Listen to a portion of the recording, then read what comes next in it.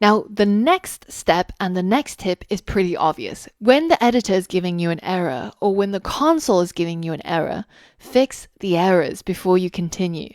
Now, this is a little bit easier when you're dealing with errors in the editor because it'll actually highlight to you the line that's broken. So here we've got a print statement, and when we hover over it, it tells us that it expected an indented block. So that should be a good enough clue to tell us what's actually wrong. So if we go ahead and indent this block, then that error goes away. But that's not the only error. No, when you run this code, you still get another error. So let's say that I am a 12-year-old girl. We get another error. And this error does not show up when we write the code, but it only shows up depending on what input we gave to this age variable. So now we have a different type of error. We have an error that's in the console. How do we solve this error? Well, the easiest way is just to select the parts of the error that's not specific to your code, like this age greater than 18 or line 84, but the part that is pretty much common to whenever anybody gets this error. And now if we copy it and we paste it into Google, then you can see there's a lot of other people who've had this issue. And if we read what the problem is, it tells us that you're getting the input from the console as a string, and you must cast that input as an int before you try to do these numerical operations like comparisons.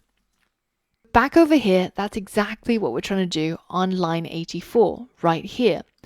This age comes out of this input function and it returns a string. And so in order to turn this into a number, we of course have to cast it or type convert it into an integer. And now when we run our code and we give it our age, it no longer errors out. And if I tell it that I am in fact 21, which is still not my real age, then we actually get the print statement working. But remember that the errors don't always solve all of your bugs, like this. In this case, there are no errors with my code whatsoever. It's just not doing what I want it to do.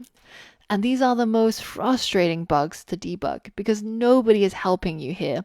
There's no errors that you can Google. There's no underlines that you can check.